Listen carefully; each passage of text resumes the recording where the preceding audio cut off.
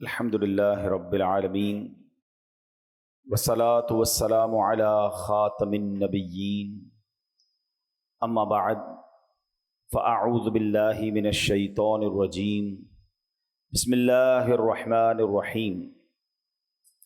پڑھیے الصلاۃ والسلام علیک یا رسول اللہ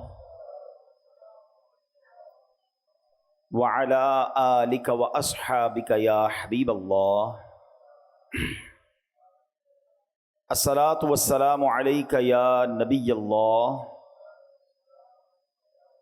وعلی آلک واصحابک یا نور اللہ۔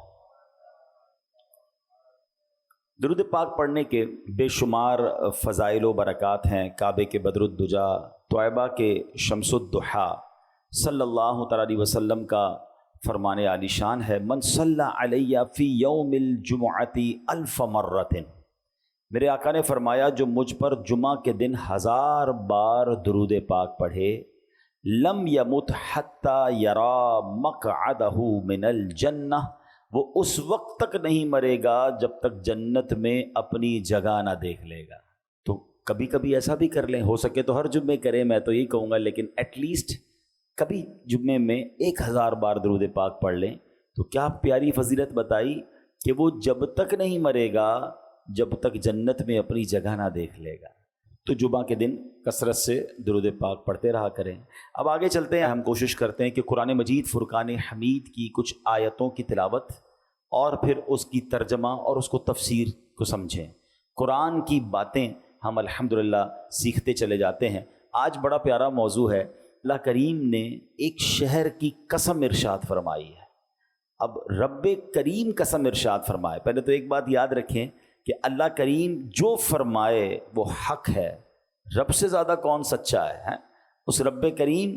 لیکن جب قسم ارشاد فرما دے تو اس کا مطلب یہ ہے کہ یہ بات کتنی امپورٹنٹ ہے اور کتنے مبارک شہر کی بات ہو رہی ہے۔ اللہ اکبر۔ دیکھیں ذرا سمجھیے گا، ہم کسی بات کو منوانے کے لیے، کسی بات کو یقین دلانے کے لیے ہم کہتے ہیں اللہ کی قسم ہیں، کیونکہ ہم مخلوق ہیں، رب خالق ہے، ہم غلام ہیں، اللہ مالک ہے، ہم رزق کے محتاج ہیں، رب عطا فرمانے والا ہے۔ تو ہم جب بھی قسم کھائیں گے اپنے سے بلند رتبہ کی قسم کھائیں گے نا، ہم کہتے ہیں اللہ کی قسم، اللہ اکبر۔ لیکن جب اللہ پاک قسم ارشاد فرماتا ہے تو یہاں یہ بات نہیں ہوتی، بلکہ اللہ پاک قسم ارشاد فرماتا ہے اس لیے کہ جس بات کی قسم کھائی جا رہی ہے سوچو وہ کتنی اونچی شان والی ہے، کتنی اہمیت والی ہے۔ اللہ قرآن میں فرماتا ہے وَمَنْ أَصْدَقُ مِنَ اللَّهِ قِيلًا، اور اللہ سے زیادہ کس کی بات سچی ہے۔ اب آپ سوچ رہے ہوں گے ایسا کون سا شہر ہے جس کی رب عز و جل نے قسم ارشاد فرمائی۔ اللہ اکبر۔ اب ذرا سنیے گا، اللہ کریم قرآن مجید فرقان حمید میں ارشاد فرماتا ہے، سورت کا نام بھی بلد ہے، بلد کہتے ہیں شہر کو، اور یہ پارہ نمبر 30 میں ہے اور اس کی آیت نمبر 1 اور 2۔ اللہ ارشاد فرماتا ہے لا اقسم بہذا البلد وانت حل بہذا البلد۔ سبحان اللہ۔ اب اس کا ترجمہ کیا ہے؟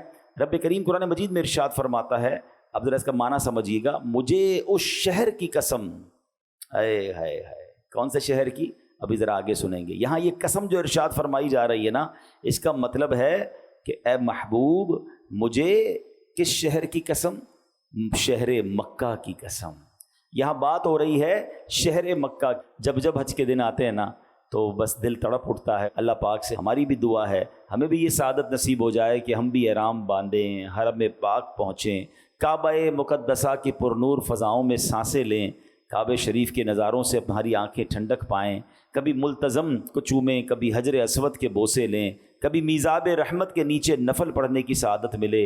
اللہ کرے کہ ہمیں بھی منا، عرفات اور مزدلفہ کی مبارک ساعتیں نصیب ہو جائیں۔ خدا کی قسم جو منا کی وادی کی راتیں ہیں، ساری زندگی آپ بڑے سے بڑے 5 اسٹار ہوٹل میں رہ لیں، مگر جو ان خیموں کی راتوں کا لطف ہے، جو مزدلفہ کی پتھریلی زمین پر جب کوئی ٹینٹ بھی نہیں ہوتا، جب لاکھوں فرزندان توحید لبیک اللہم لبیک کی صداؤں کے ساتھ وہ رات گزارتے ہیں۔ اللہ اکبر۔ یہ لفظوں میں یہ مناظر بیان نہیں ہو سکتے۔ اللہ ہم سب کو نصیب فرمائے۔ اور سبحان اللہ، بڑی خوبصورت بات روایتوں میں ملتی ہے کہ حاجی کے لیے جو مزدلفہ کی رات ہے وہ شب قدر سے افضل رات ہے، اتنی مبارک رات۔ اللہ اکبر.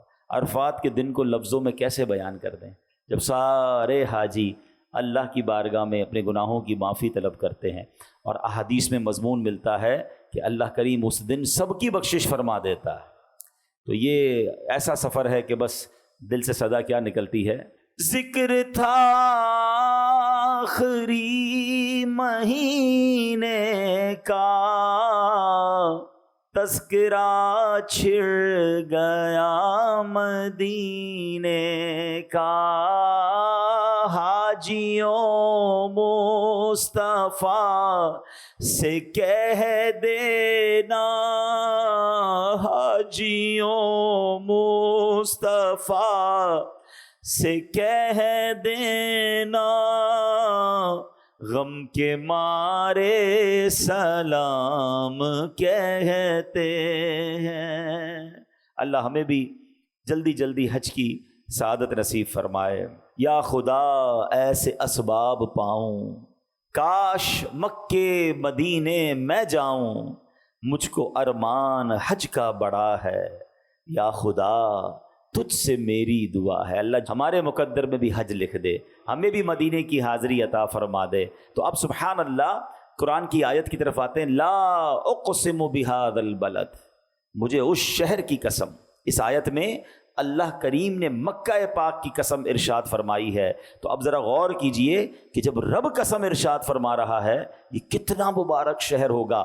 اچھا اب شہر مکہ کی قسم جب ارشاد فرمائی تو ہو سکتا ہے کسی کے ذہن میں سوال آئے کہ واقعی یہ تو بڑا مبارک شہر ہے، وہاں کعبہ ہے، وہاں حجر اسود ہے، وہاں مکہ میں نبی پاک کی ولادت گاہ ہے، وہاں جناب حضرت ابراہیم علیہ السلام نے اس شہر کو اپنایا، مقام ابراہیم ہے، وہاں حجر اسود ہے، وہاں منی، عرفات، بہت کچھ ہے.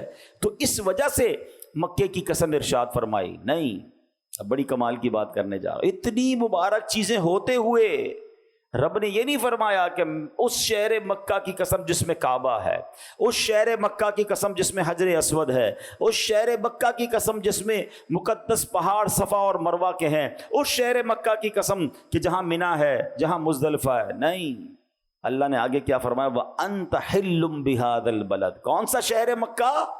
جبکہ تم اس شہر میں تشریف فرما ہو. اے محبوب آپ اس شہر میں ہیں، اس لیے شہر مکہ کی قسم. آئے ہائے، یعنی محبوب کریم علیہ السلام مکہ پاک کی فضیلت کی چیزیں بہت ہیں، مگر اس شہر میں جو سب سے زیادہ مجھے پسند ہے وہ یہ ہے کہ شہر پاک کی مٹی نے آپ کے قدم کے بوسے لیے ہیں. یہی وہ حوالہ ہے جس کی وجہ سے مکہ مکرمہ کی عزت میں اتنا اضافہ ہوا.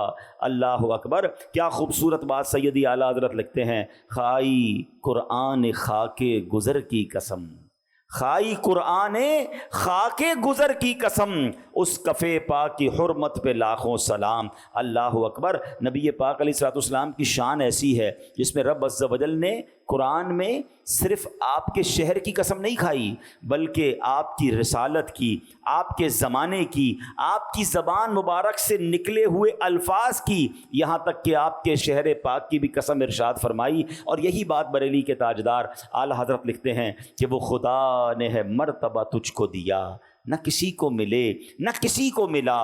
وہ خدا نے ہے مرتبہ تجھ کو دیا، نہ کسی کو ملے نہ کسی کو ملا، کہ کلام مجید نے کھائی شہا، تیرے شہر و کلام و بقا کی قسم. اللہ اکبر. یہ شان ہے مصطفیٰ کریم علیہ السلام کی. اب جناب ایک اور بات ذہن میں پیدا ہوتی ہے کہ نبی پاک علیہ السلام کو رب عز و جل نے مکہ پاک میں ہی کیوں پیدا فرمایا؟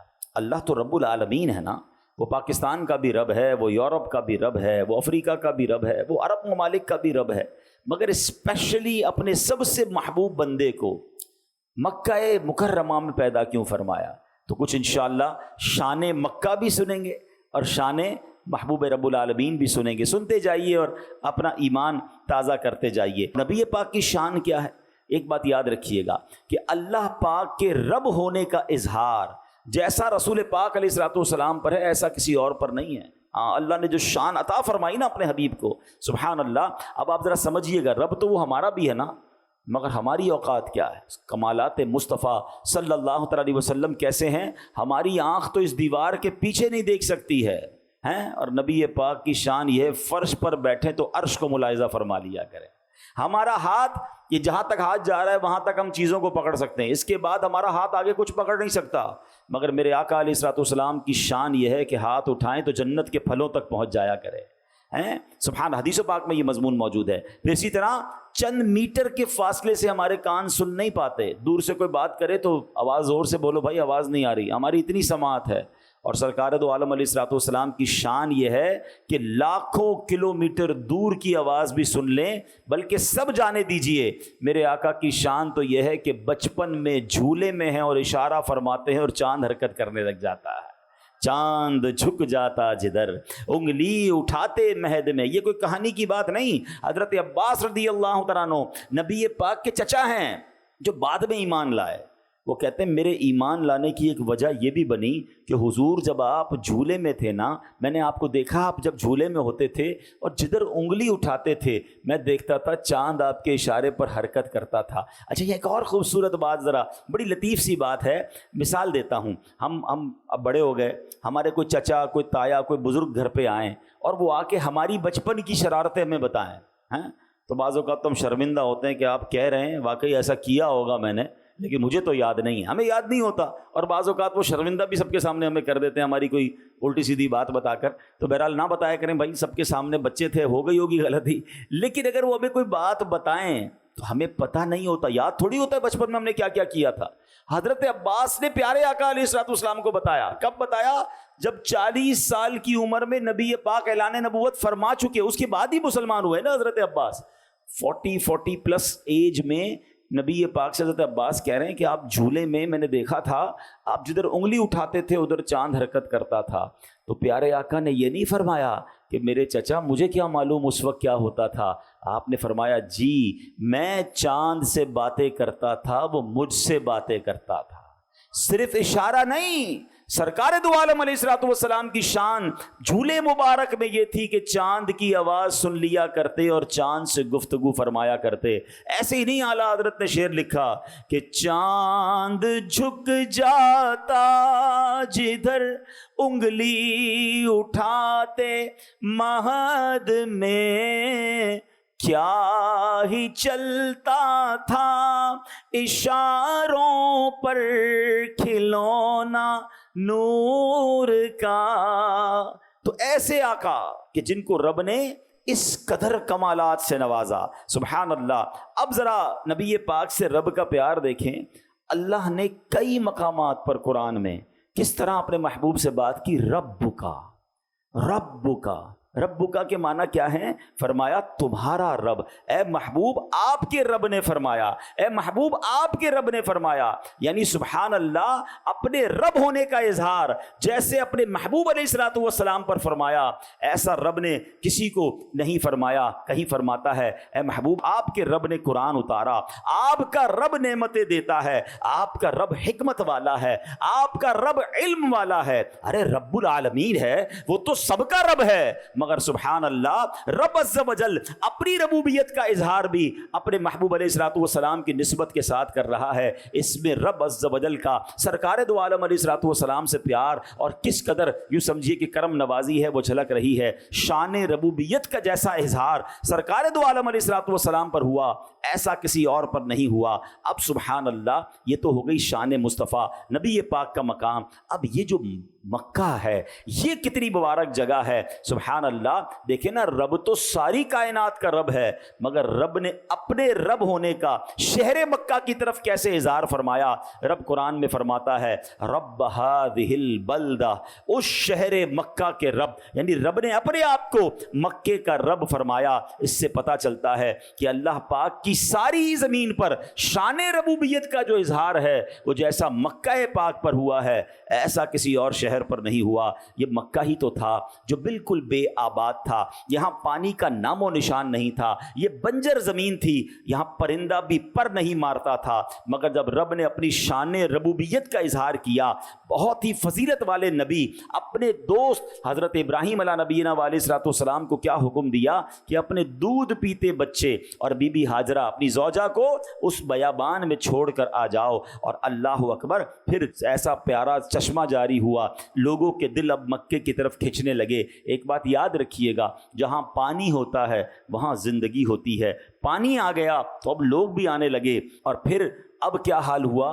اللہ نے کیسی شان ربوبیت کا اظہار کیا کہ جہاں مکے میں پرندہ پر نہیں مارتا تھا، آج حال یہ ہے کہ کروڑوں لوگ وہاں جانے کو ترس رہے ہیں۔ کبھی کبھی گورنمنٹ کو روکنا پڑتا ہے کہ بھائی اب ویزا نہیں ملے گا، اب پورا شہر فل ہو چکا ہے، اب جناب تھوڑے عرصے بعد کوٹا دیا جائے گا۔ اندازہ کیجئے یہ رب نے کیسا آباد کیا، اپنی شان کا کیسا نظارہ ہمیں دکھایا کہ اب سال کا کوئی دن، کوئی لمحہ ایسا نہیں ہوتا جب طواف جاری نہ ہو، مکہ آباد نہ ہو۔ اللہ اکبر۔ تو اب ذرا سوچئے کہ ایک ایسی شخصیت ہے کہ جس پر شان ربوبیت کا سب سے زیادہ اظہار ہوا، ایک ایسا شہر ہے جس پر رب نے اپنی شان ربوبیت کا سب سے زیادہ پوری دنیا میں اظہار کیا، تو رب نے پھر اپنے محبوب کو مکہ مکرمہ میں پیدا کیا۔ اس سے اندازہ ہوتا ہے کہ مکے کی شان کیسی ہے۔ لا اقسم بہذا البلد وَأَنْتَ حِلٌّ بِهَذَا الْبَلَدِ، کیا فرمایا رب نے، مجھے اس شہر کی قسم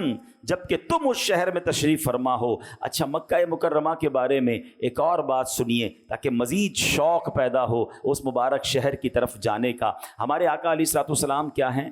رحمت للعالمین۔ نبی پاک کون ہیں؟ رحمت للعالمین، تمام جہانوں کے لیے رحمت بن کر تشریف لائے۔ ایک بڑی کمال کی بات بتاؤں، پیارے آقا جب سے تشریف لائے ہیں نا دنیا میں، عذابات آنا بند ہو گئے ہیں۔ پہلے کی قوم پر بڑے عذاب آتے تھے، پتھر برستے تھے، پوری قوم غرق کر دی جاتی تھی۔ جب سے نبی پاک دنیا میں تشریف لائے ہیں، اس دنیا پر وہ والے عذابات کا سلسلہ ختم ہو گیا۔ اللہ اکبر۔ جب سے نبی پاک آئے عذاب آنا بند ہو گئے۔ حالانکہ یہ عجیب بات تو یہ ہے کہ کفار مکہ مسلمانوں کو ٹیسٹ کرنے کے لیے، نبی پاک کو معاذ اللہ آرگیومنٹ کرنے کے لیے یہ دعا کیا کرتے تھے کہ ہم پر عذاب نازل کر کے دکھاؤ، اگر تم اللہ کے نبی ہو، جیسے پچھلی قوموں پر عذاب نازل ہوئے ہم پر عذاب نازل کر کے بتاؤ۔ بلکہ معاذ اللہ سے دعا کرتے تھے کہ اللہ ہم پر پتھر برسا دے، ہم پر دردناک عذاب اتار دے۔ ایسی جری قوم تھی کہ جو اس طرح کی دعائیں کرتی تھی، مگر قرآن میں رب نے جواب کیا دیا کہ تم پر عذاب نہیں آ سکتا۔ What was the reason? Listen carefully۔ اللہ فرماتا ہے وَمَا كَانَ اللَّهُ لِيُعَذِّبَهُمْ وَأَنْتَ فِيهِمْ، اور اللہ کی یہ شان نہیں کہ انہیں عذاب دے جب تک اے حبیب تم ان میں تشریف فرما ہو۔ ہیں تمہارے درمیان رسول پاک موجود ہیں، اس قوم پر عذاب نہیں آئے گا۔ اللہ اکبر۔ حالانکہ وہ دشمن تھے، وہ ایمان والے نہیں تھے، وہ اللہ رسول کے دشمن تھے، مگر دشمنوں کے درمیان بھی جب رحمت للعالمین تشریف فرما ہے تو عذاب نہیں آئے گا۔ تو سبحان اللہ، جو ایمان والے ہیں ان پر عذاب کیسے آئے گا؟ جو اللہ کے نبی کے دوست ہیں، اللہ کے ماننے والے ہیں، ان پر عذاب کیسے آئے گا؟ اور یہی بات اعلیٰ حضرت لکھتے ہیں، فرماتے انت فیہم نے عدو کو بھی لیا دامن میں۔ کیا فرمایا؟ وما کان اللہ لیعذبہم وانت فیہم، ارے ان پر عذاب کیسے آ سکتا ہے محبوب، تم ان کے درمیان ہو۔ وانت فیہم نے عدو کو بھی لیا دامن میں، عدو کہتے ہیں دشمن، حضور آپ ان کے درمیان تھے تو دشمن بھی بچ گیا، تو پھر دوست کا عالم کیا ہوگا؟ ذرا خوبصورت شعر سنیے گا، انت فیہم نے عدو کو بھی لیا دامن میں، عیش جاوید مبارک تجھے شیدائی یہ دوست۔ ارے جو نبی پاک کا شیدائی ہے اس کو تو پھر دنیا اور آخرت کی برکتیں مبارک ہوں۔ یہ تو وہ رحمت للعالمین ہے کہ جن کی وجہ سے دشمنوں پر عذاب نہیں آتا، تو جو ایمان والے ہیں وہ دنیا میں بھی خیر میں رہیں گے اور آخرت میں بھی خیر رہیں گے۔ اللہ ہمیں ایمان پر اور نبی پاک کی غلامی پر استقامت نصیب فرمائے۔ تو اے میرے پیارے اسلامی بھائیوں، اب آئیے، قاضی عیاض رحمۃ اللہ تعالی لکھتے ہیں مکہ پاک کیسا برکت والا ہے۔ ایک مرتبہ حضرت سعدون خولانی رحمۃ اللہ تعالی کے پاس کچھ لوگ آئے اور بتایا کہ فلاں قبیلے نے ایک شخص کو قتل کیا، پھر اس کی لاش کو آگ لگا دی، مگر حیرت کی بات یہ تھی کہ رات گئے تک اس کا جسم آگ میں رہا، مگر اس کی جسم پر آگ نے کوئی اثر ہی نہیں کیا، یہاں تک کہ اس کا سفید رنگ جو تھا وہ بھی آگ کی جلنے کی وجہ سے ویسا کا ویسا ہی رہا، رنگ بھی کالا نہیں ہوا۔ بڑے حیران ہیں ہم کہ آگ کیوں اثر نہیں کر رہی اس بندے پر۔ سعدون خولانی رحمت اللہ تعالی نے فرمایا اس مرنے والے شخص نے 3 حج کیے ہوں گے. جا کر چیک کرو معلومات کی تو پتہ چلا کہ ہاں اس نے تو 3 حج کیے ہیں. تو انہوں نے فرمایا مجھے یہ بات پہنچی ہے جو بندہ 1 حج کرے اس نے اپنا فرض ادا کیا, دوسرا حج کرے اس نے اللہ پاک کی بارگاہ میں قرض پیش کیا, اور جس نے 3 حج کیے اللہ پاک اس کے جسم اور جسم پر اگنے والے بالوں کو جہنم پر حرام فرما دیتا ہے. تو یہ مکہ پاک ہے, یہ حج ہے, یہ اللہ کی عبادت کے صلے ہیں. اللہ ہمیں یہ نصیب فرمائے. اب یاد رکھیے حدیث پاک میں ہے کہ جب قوم سمود پر عذاب آیا تھا نا, ان بدبختوں نے حضرت صالح کی بات نہ مانی تو ان پر عذاب آیا, تو اس عذاب نے پوری قوم کو ہلاک کر دیا. نوبڈی لیفٹ, سب مارے گئے, ایک شخص بچ گیا. صحابہ کرام کو بڑی حیران ہوئی کہ حضور وہ کون ہے, وہ کیسے بخش گیا؟ نبی پاک نے فرمایا اس کا نام ابو رغال تھا, وہ اس وقت مکہ پاک میں تھا. قوم سمود کا بندہ تھا مگر اس وقت مکہ پاک میں موجود تھا. ساری قوم تباہ کر دی گئی, اس بندے پر عذاب نہیں آیا کیونکہ امن والے شہر میں تھا. فرمایا لیکن جیسے ہی وہ مکہ پاک سے باہر نکلا اس کو عذاب نے گھیر لیا اور وہ بھی ہلاک ہو گیا. جب تک مکے میں تھا رب کا عذاب نہیں آیا. نبی پاک ایک بار طائف کی طرف جا رہے تھے, راستے میں ایک قبر کی طرف اشارہ کر کے فرمایا یہ ابو رغال کی قبر ہے, یہاں اس پر عذاب اترا تھا اور یہیں سے دفن کر دیا گیا. اب نبی پاک کا علم دیکھیں, نبی پاک کی نظر دیکھیں. آقا کا فرمانا کافی تھا مگر نبی پاک علیہ الصلوۃ والسلام نے ایک نشانی بتائی کہ ابو رغال کے ساتھ اس کی سونے کی چھڑی تھی, وہ بھی ساتھ دفن کی گئی ہے. اللہ اکبر. صحابہ کرام علیہ رضوان نے قبر کھود کر دیکھا تو سونے کی چھڑی بھی موجود تھی. یعنی اللہ اکبر, نبی پاک کی علم کا عالم یہ اور آپ کی نظر کا عالم یہ, اور کس طرح اپنی بات کو آپ نے ثابت بھی فرما دیا کہ یہی ابو رغال کی قبر ہے. تو اس سے یہ پتہ چلتا ہے کہ مکہ امن والا شہر ہے, مکہ برکت والا شہر ہے, the very important city in the world. اور کیوں نہ ہو نبی پاک نے اپنی 63 سالہ زندگی میں 53 سال مکہ پاک میں گزارے ہیں. اللہ اس شہر کی بار بار برکت نصیب فرمائے. اب سبحان اللہ, چونکہ حاجی حج کو جا رہے ہیں میں ذرا تھوڑے سے حج کے فضائل بھی بیان کر دوں, اور اس میں میری ایک اور نیت بھی ہے کہ یہاں بھی بہت سارے ہو سکتا ہے ایسے لوگ ہوں, میری جو ویڈیو دیکھ رہے ہیں اس میں بھی ایسے لوگ ہوں جن پر حج فرض ہو چکا ہے اور جو حج نہیں کر رہے یا ڈیلے کر رہے ہیں. یہ اہم فرض ہے, اس میں تاخیر نہیں کرنی چاہیے. پہلے فضیلت سن لیں. اللہ کے حبیب علیہ الصلوۃ والسلام فرماتے ہیں جو بندہ کعبہ شریف کا حج کرے اس دوران نہ فحش باتیں کرے نہ ہی گناہ کا کام کرے. یہ بھی بڑا پرابلم ہے, حج بھی کرتے ہیں گندی باتیں بھی کر رہے ہوتے ہیں, حج بھی کر رہے ہوتے ہیں لڑائی بھی کر رہے ہوتے ہیں. یہ نہیں کرنا. یہ 2 کنڈیشن یاد رکھیں, فحش باتیں نہ کرے, گناہ کا کام نہ کرے. تو رجعا کا یوم ولدتہ امہ, وہ ایسے لوٹ جائے گا جیسے آج ہی ماں نے اس کو جنا ہے, یعنی آج ہی پیدا ہوا ہے. اس کا مطلب یہ ہوا اس کے پچھلے سارے گناہ معاف کر دیے جائیں. ایک اور جگہ نبی پاک فرماتے ہیں, بخاری شریف کی حدیث ہے, العمرۃ الی العمرۃ کفارۃ لما بینہما. اے عمرہ کرنے والو تمہیں بھی مبارک ہو, اللہ توفیق دے تو جایا کریں. ادھر ادھر ساری دنیا گھومنے جاتے ہیں, نہیں جاتے تو مکہ پاک اور مدینہ طیبہ نہیں جاتے.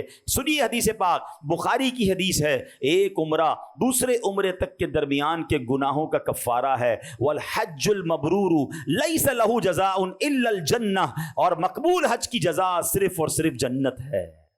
تو اللہ ہمیں عمرے اور حج کی سعادت نصیب فرمائے. اب یہاں ایک اور پرابلم ہے, حج فرض ہے اور لوگ ڈیلے کر رہے ہیں. بچی کی شادی کر لوں, پہلے ذرا کاروبار سیٹ کر لوں, ابھی ذرا نیا گھر بنا لوں, پھر حج کو چلا جاؤں گا. نہیں, اب حدیث پاک سنیے. ایک طرف تو آپ نے حج کے فضائل سن لیے نا, ایک اور فضیلت سن لو. میرے آقا علیہ الصلوۃ والسلام فرماتے ہیں حاجی اپنے اہل خانہ میں سے 400 افراد کی شفاعت کرے گا اور حاجی گناہوں سے ایسے نکل جاتا ہے جیسے کہ اس کی ماں نے اسے جنا ہو.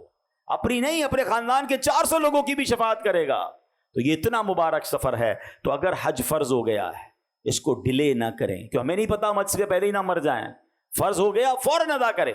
کئی ایسے لوگ ہیں جو کہتے ہیں ابھی تھوڑے عرصے بعد کر لیں گے, پھر کوئی ایسی بیماری آ جاتی ہے, پھر کوئی ایسی مجبوری آ جاتی ہے, کاروبار ڈاؤن ہو جاتا ہے, پھر اور مشکل ہو جاتا ہے. فرض ہو گیا ہے بالکل سارے کام چھوڑیں, پہلے فرض حج کریں. یہ بھی لوگوں کے ذہن میں جب تک ماں باپ حج نہیں کرتے اولاد حج نہیں کر سکتی. نہیں, اگر اولاد پر حج فرض ہو گیا ہے, بے شک ماں باپ نے حج نہیں کیا, اس کو اپنا حج فرض ادا کرنا ہوگا. یاد رکھیے گا. ہاں, نفلی حج میں اپنے والدین کی اجازت ضروری ہے, باقی معاملات ضروری ہے. فرض حج کے لیے اگر مجھ پر فرض ہے تو میں نے حج پر جانا ہوگا. اور پیارے اسلامی بھائیوں اس میں تاخیر نہ کریں. اور یہاں ایک عشق والی بات بتا دوں. پہلے تو اتنے مکے کے فضیلتیں سنی ہیں, اس مبارک شہر میں چلے جائیں گے, مدینے میں آقا کی بارگاہ میں جائیں گے تو مسئلے ویسے ہی حل ہو جائیں گے. تو عشق والی بات یہ ہے کہ اگر آپ کسی پرابلم کی وجہ سے حج پر نہیں جا رہے نا تو پھر تو جلدی حج پر چلے جائیں.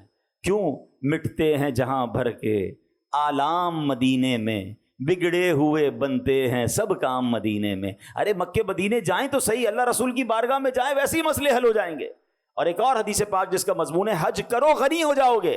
جو لوگ کہتے ہیں نا یار اتنے پیسے خرچ ہو جائیں گے, ارے حج کرنے پہ تو اور اللہ عطا فرماتا ہے. تو جو استطاعت رکھتے ہیں, ہاں ایسا نہیں کہ غریبوں پر بھی حج ہے, جس کی استطاعت ہے جو یہ مال رکھتا ہے اس کی تفصیل ہے.